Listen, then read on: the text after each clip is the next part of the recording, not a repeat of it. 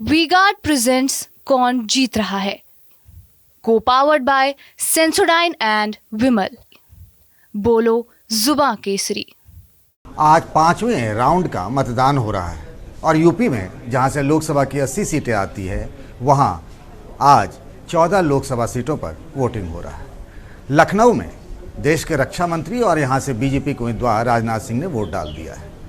Lucknow BJP के लिहाज से देखें तो एक कंफर्टेबल सीट मानी जाती है, लेकिन इस बार गणित पार्टी के लिए और राजनाथ सिंह के लिए कुछ अलग है और वो है कि क्या जीत 5 लाख के अंतर से हो पाएगा।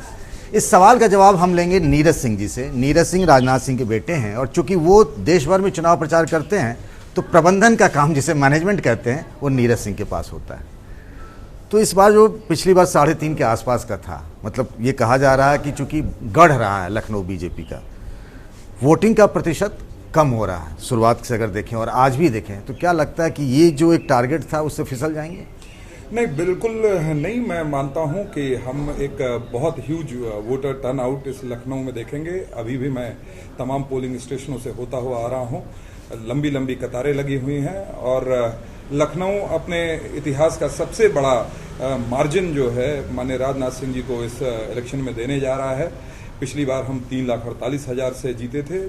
इस बार कार्यकर्ताओं ने इस संकल्प को लिया है कि लखनऊ बोले 5 लाख पार, और जब 400 कमल खिलते हुए माननीय मोदी जी के झोली में जाएंगे तो सबसे चमकता दमकता कमल हमारे इस लखनऊ से जाएगा, मुझे पूरा विश्वास है। देखिए, 2009 से आप ये मैनेजमेंट का काम कर रहे हैं, 2014 में भी यहाँ वोट प्रतिशत कम हुआ।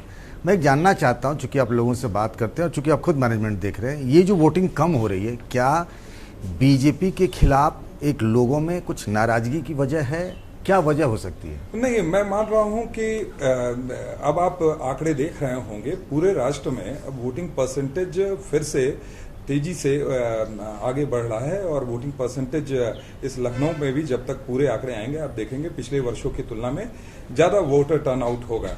ये जरूर है कि थोड़ा मौसम की मार है, पर इस गर्मी ने किसी प्रकार की हमारे कार्यकर्ताओं के या जनता के अंदर नरमी लाने का काम नहीं किया है और मैं मानता हूं कि ज्यादा से ज्यादा लोग इस लोकतांत्रिक व्यवस्था में अपनी भागीदारी सुनिश्चित करें, इस मताधिकार का प्रयोग करते हुए अब इस लोकतंत्र को मजबूत बनाने में अपना वो योगदान दें।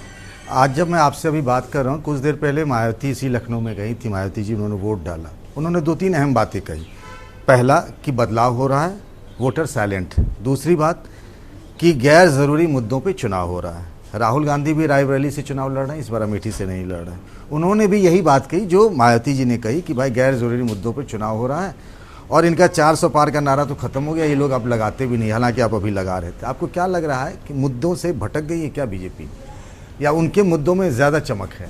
देखिए, वो उनके मुद्दे केवल जाति पाति धर्म मजहब पर ही टिके होते हैं। हमारा मुद्दा सदैव विकास का रहा है। भारत का नाम पूरे विश्व पटल पर ही नहीं, आज चंद्रमा पर भी शिव शक्ति के रूप में विद्यमान है। आज जब हमारी इकोनॉमी 1.8 ट्रिलियन की इकोनॉमी जब करीबन 4 ट्रिलियन की इकोनॉमी होने जा रही है, हम 5 ट्रिलियन की इकोनॉमी बनने की तरफ हैं। विश्व की सबसे बड़ी अर्थव्यवस्थाओं में 5वां हमारा स्थान है। केवल 7 एम्स थे, आज 22 एम्स हैं, 74 एयरपोर्ट थे, 152 बात मैंने माना। अगर ये मुद्दे नहीं हैं तो फिर मुद्दे वो उन्हीं पुराने मुद्दों पर लौटकर जनता को बरगलाने का प्रयास करते हैं। जनता नहीं, बहुत समझ और पढ़ी लिखी जनता है। नहीं, जब आप ये बात कहते हैं ना, तो मैं राजनाथ जी का भी जिक्र करूंगा, प्रधानमंत्री नरेंद्र मोदी का भी जिक्र करूंगा कि वहाँ हिंदू मुसलमान मंगलसूत्र से लेकर के राम मंदिर में ताला लग जाएगा। राजनाथ जी को भी अभी पाक ऑक्युपाइड कश्मीर याद आ रहा है। ये मतलब है क्या फिर ये? देखिए, ये मुद्दे हमारे तो उठाए हुए नहीं थे, ये उन्हीं के ओवरसीज के जो अध्यक्ष थे सैम पित्रोदा, जिनको उन्होंने अब हटा दिया है। ये इनहेरिटेंस वाला इस्तीफा दे दिया। अब उनका इस्तीफा बाद में लिया, पर जो उनके मन की कालिक थी वो जनता को दिख चुकी है और मैं मानता हूं कि ये जानबूझकर विदाउट एनी बेसलेस और को एलिगेशंस लगाकर कहीं ना कहीं जनता को गुमराह करते हैं। इनके पास कोई एजेंडा नहीं है, कोई प्रारूप नहीं है जिस पर ये देश को आगे लेते जाने का काम कर रहे हैं। एक विजन और मिशन के साथ माननीय मोदी जी ने काम किया है और लोगों के एम्बिशंस एस्पिरेशंस को अगर पंख लगाने का काम किया है तो हमारे मोदी जी ने किया है। इसलिए ही विश्व में कहीं पर भी वो चले जाएं उनको सम्मान मिलता है। G20 जैसे आयोजन हो रहे हैं, जनता इन बातों को देख रही है। 2 और सवाल हैं। एक सवाल, एक राजा भैया रघुराज प्रताप सिंह, आप भी उनको जानते हैं, ये कहा जा रहा है कि क्षत्रिय बिरादरी जो पश्चिम यूपी से शुरू हुआ, गुजरात, राजस्थान होते, उनकी नाराज़गी है। राजा भैया भी जो बीजेपी के साथ थे, उन्होंने भी कहा कि भाई हम न्यूट्रल रहेंगे, उनके कार्यकर्ता भले समाजवादी पार्टी के साथ दिखे। आपको लगता है इन सब चीज़ों की वजह से क्षत्रिय बिरादरी की नाराज़गी से वो मानते हैं राजा भैया कि बीजेपी को नुकसान है? आप भी मानते हैं ऐसा? देखिए, उनकी अपनी पार्टी है, उनका अपना विचार है, पर जहां तक हम ग्राउंड पर गए, कोई भी क्षत्रिय समाज का व्यक्ति दूसरे दल के साथ नहीं, वो जानता है, राष्ट्रवादी सोच का व्यक्ति होता है क्षत्रिय समाज का, वो जानता है कि पार्टी पूरी भागीदारी देने का काम कर रही। 80 सीटों में 13 सीटों पर राजपूत उम्मीदवार इस उत्तर प्रदेश के अंदर भी उतारे गए हैं। इस प्रदेश के मुख्यमंत्री, मैं किसी राष्ट्रीय नेता को उस परिधि में नहीं देखता, पर हमारे मुख्यमंत्री भी उसी समाज के हैं, रक्षा मंत्री भी उसी समाज के हैं, बगल के राज्य के मुख्यमंत्री पुष्कर धामी जी भी उसी समाज के हैं।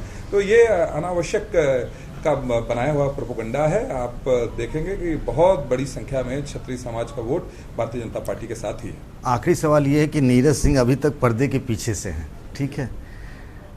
राजनीति में आने वाले समय में नीरज सिंह कब खुद दूसरों को चुनाव लड़ाने के बदले में खुद चुनाव लड़ेंगे? देखिए, हम कर्म धर्म वचन से, नाम से भी कमल, इस कार्यकर्ता के भाव से काम करते हैं।